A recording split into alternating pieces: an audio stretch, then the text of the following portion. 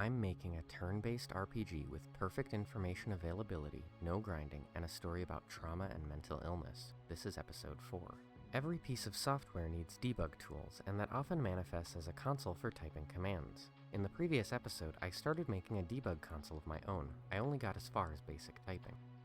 I'm handling the text input myself here. I check if the user is pressing Q, and if they are, I add a Q, and so on for every key. There's a lot to account for here. Shift, caps lock, num lock, key repeat timing, countless keyboard layouts, etc.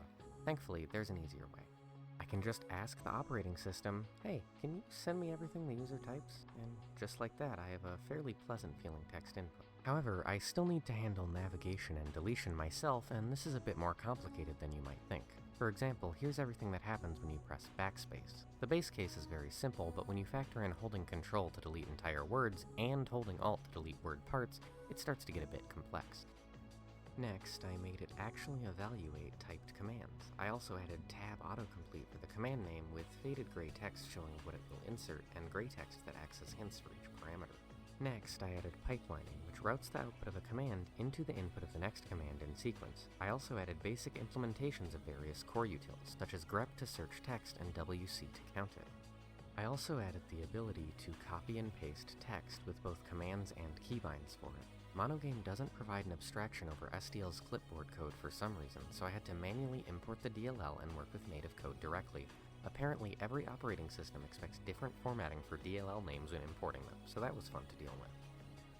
Next, I made each parameter know what inputs are valid, which allowed me to add autocomplete and error detection to each one.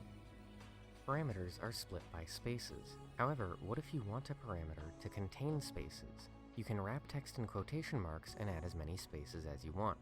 You can also precede a space with a backslash and it won't count. Backslashes can be used to escape other special characters, including themselves.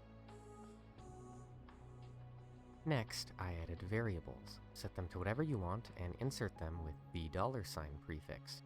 Naturally, these can be escaped as well. Lastly, I added command expansion. You can submit a command wrapped in parentheses with a $sign prefix as a parameter, and its result will be inserted into that parameter. Autocomplete doesn't work quite right with this yet, but the functionality is all there. Debug features are an oft-overlooked feature of games, but I find them fascinating. I hope you enjoyed learning about this as much as I enjoyed making it. Thank you for watching.